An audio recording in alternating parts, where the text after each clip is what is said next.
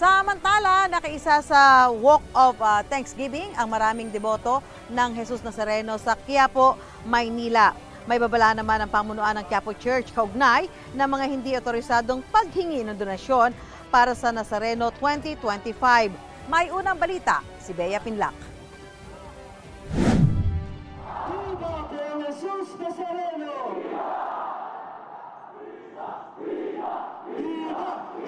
Libo-libong deboto.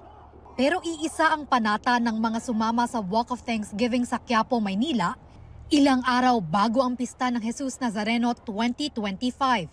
Hindi nila alintana ang pagbuhos ng ulan kaninang madaling araw.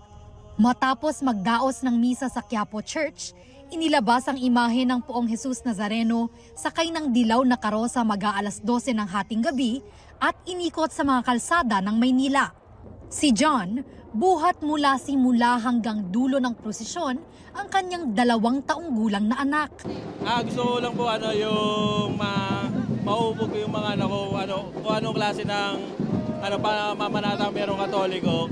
At least ngayon, kahit sa mga anak ko, i-share ko sa kanila kung anong pakiramdam dito.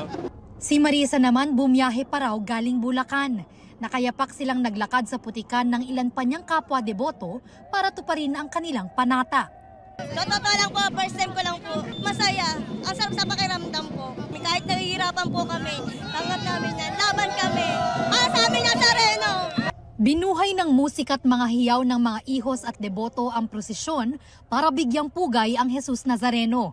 Marami rin ang naghagis ng tuwalya at panyo sa ihos na nakasampa sa karosa para maipuna sa imahen bago ito ibato pabalik sa kanila. Nakabalik sa Quiapo Church ang imahen pasado alas 2 ng madaling araw kung saan sinalubong ito ng makukulay na paputok at nagbubunying mga deboto. Kahit nga may konting pag-ulan, nairaos natin ang Thanksgiving procession na taon-taon po natin itong ginagawa. Inasahan po namin na talagang uulan. No?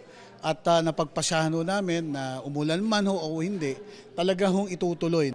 Sa nalalapit na traslasyon ng Jesus Nazareno sa January 9, nagpapaalala ang simbahan na maging maingat sa mga posibleng scam sa kapistahan tulad ng mga hindi otorisadong paghingi ng donasyon at offering. Nasa social media ho ang account ng ating simbahan o di ho kaya mas mabuti, pumunta na ho sila rito sa simbahan para ho personal silang tumulong. Huwag ho silang maniniwala kung meron manong mga mapagsamantala na gumagamit ho ng ating mahal na Senyor para ho mangalap ng pondo. Wala pong katotohanan ito. Ito ang unang balita. Bea Pinlac para sa GMA Integrated News. Gusto mo bang mauna sa mga balita? Mag-subscribe na sa GMA Integrated News sa YouTube at tumutok sa unang balita.